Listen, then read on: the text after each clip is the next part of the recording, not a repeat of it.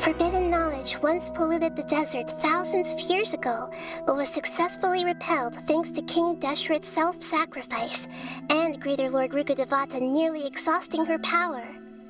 Then, a second instance of forbidden knowledge pollution occurred during the Conria Cataclysm 500 years ago. But I'm afraid it is much more serious this time, with Irminsul itself already in danger. She didn't completely eradicate forbidden knowledge, but if it weren't for her actions, the pollution would have been far more rampant over these past 500 years. The way that everyone, including me, has forgotten everything about forbidden knowledge may very well be due to her restoration of Irminsul. Aww. Do you feel sad, Nahida? I'm just sharing her pain. The pollution of her consciousness here is severe. There is madness, chaos, and pain all around us. Did she fight to resist the forbidden knowledge pollution in such terrible conditions, all the way up to her last breath? But now, we have a chance to find the answer to this mystery. We can cross the polluted consciousness until we found the right path to meet with her lucid consciousness.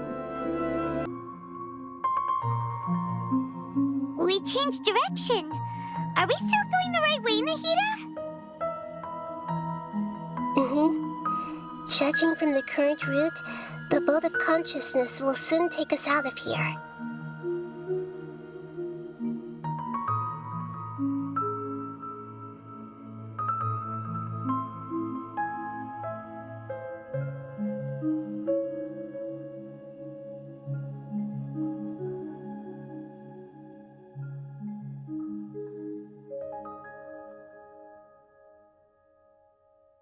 Hopefully there won't be any more interruptions. This time, we should be able to meet Greater Lord Rukkhadevata. Are you saying you've never met Greater Lord Rukkhadevata before? No, it seems that my birth and her death took place at the same time. Otherwise, I think she would have given me a little more guidance, and I could have done a better job. Hey, you've done a great job, Nahida. Let's get out of this creepy place and go meet her.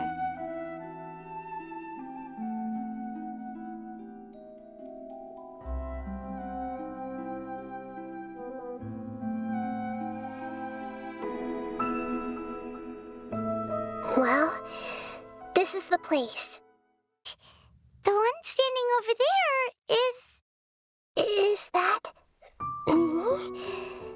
She looks exactly like me. Are you Greater Lord Rukkhadevata? Yes, that's me. Are you surprised by my appearance? Irminsul and the surrounding lands have been reproduced here as they were years ago. But this is just a realm of consciousness. We are manifestations of the same nature. Hence why we would appear exactly the same. We're of the same nature. Why? Because you are me, and I am you. You are me in the new samsara. The new samsara? As Greater Lord Rukkhadevata, I'm the avatar of Irminsul, and you are the purest branch snapped from Irminsul. Imagine it this way. Even if a tree dies, its branches will eventually take root and grow, continuing the tree's life in another form. I'm merely the remaining consciousness of Greater Lord Rukkhadevata. The real me has presumably died a long time ago.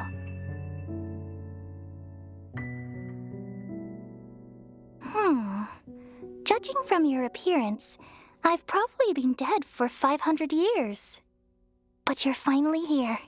If this is true, then am I going to be a great Archon like you someday?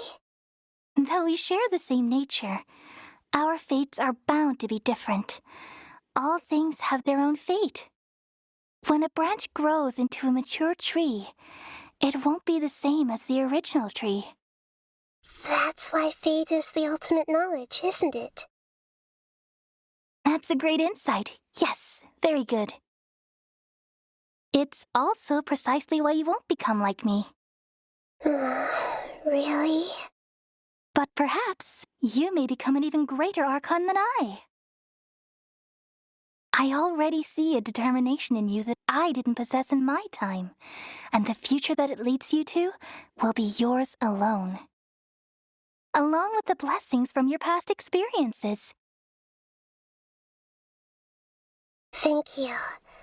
Nothing makes me happier than discovering that the Archon I always admired was in fact myself in another fate. It's so nice to speak with you, Greater Lord Rukkhadevata. I've always wanted to meet you. The feeling is mutual. From the moment I snapped the branch off Irminsul and created you, I've also looked forward to talking with you. Could you tell me why you wanted to create me? And what exactly happened when you died? Ah, I see. You're here seeking answers, right? At that time, the seven were all summoned to the nation of Conria. Except for me. I had a more important task to attend to. I had to protect Irminsul. The disaster occurred together with the pollution of forbidden knowledge. At that very moment, with my consciousness connected to Irminsul, I sensed something was wrong. The pain started to torment my mind. By the time I reached Irminsul, it was already displaying signs of corruption. Had I not repelled the pollution of forbidden knowledge with King Deshret thousands of years ago, I might have felt even more hopeless and lost. So what exactly is forbidden knowledge? It's a kind of knowledge that doesn't belong to this world, and a form of truth that can't be understood. It came from the very bottom of the abyss. Even I could never understand it. The world is constantly rejecting it, leading to all kinds of bad phenomena. If we allow forbidden knowledge to pollute Irminsul, I'm afraid the entirety of Teyvat could fall apart. So, there's knowledge that even the God of Wisdom can't understand? At that time, I knew I couldn't repel the forbidden knowledge with my strength alone. Which is why I created a device that compiled human wisdom and named it the Akasha. It's truly the world's most amazing invention.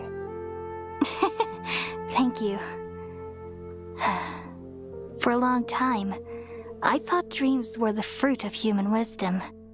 Though it was selfish to do so, I borrowed people's dreams using the Akasha. Then I compiled their wisdom and all of my own power. Well, did it work? Thanks to the wisdom of the people of Sumeru, almost all the forbidden knowledge was cleared from Irminsul. But things didn't go as smoothly as I thought. I had a terrible headache, which gave me an uneasy feeling. And then I remembered that my consciousness was also connected with Irminsul. It brought me knowledge and wisdom, but vile corruption as well. From the very beginning, my existence had been polluted by the forbidden knowledge. Oh no, how could that happen? I've experienced that pain in your consciousness. It must have been a horrible experience. Yes, but my feelings weren't important. The important thing was that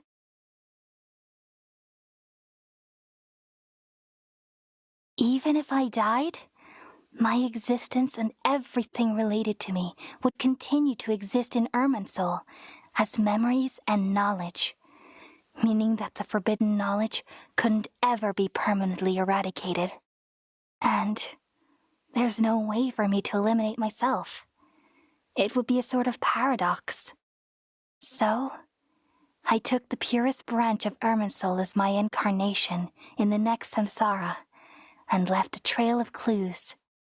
all in hopes that you would come here and remove me and my pollution from Irminsul forever. Wait, no, I can't. So you realize what that implies.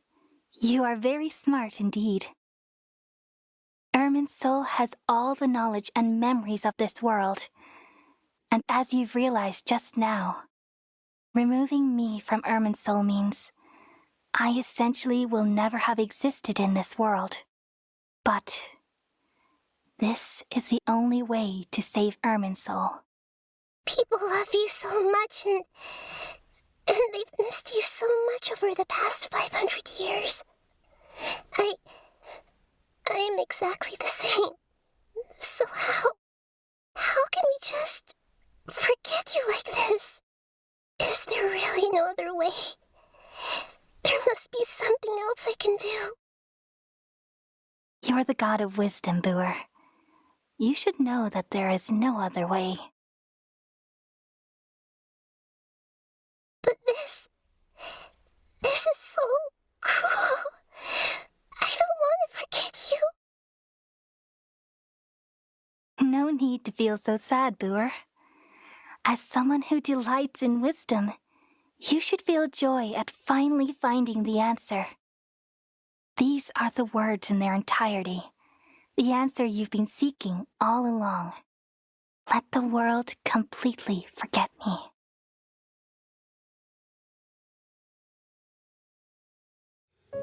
We all nestle under the great tree of wisdom, peering out to perceive the world.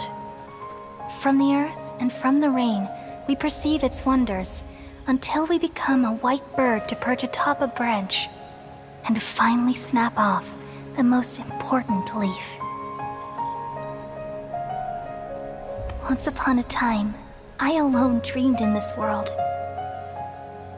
In my dreams, everybody would also dream after they fell asleep. Wild and wonderful thoughts would emerge from their minds. Some tumbled to the ground, and others floated to the sky, connecting all things in the world into one dazzling net. Among a plethora of worlds were numerous smaller worlds, all of fate, finding within the tapestry their brilliant glow. I gradually understood that these indescribable and constantly changing things are the most profound things in the world.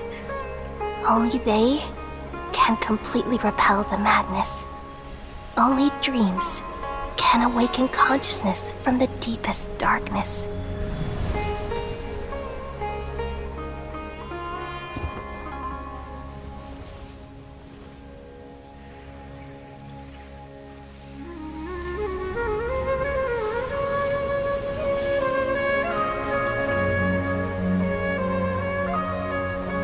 I'm the one who posed this question, yet also the one who sought a solution.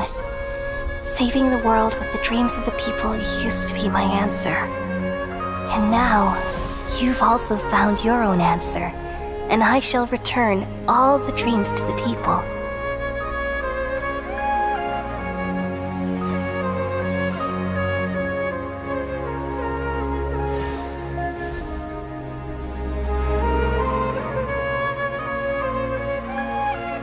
Goodbye, people of Sumeru. May you be blessed tonight with the sweetest of dreams.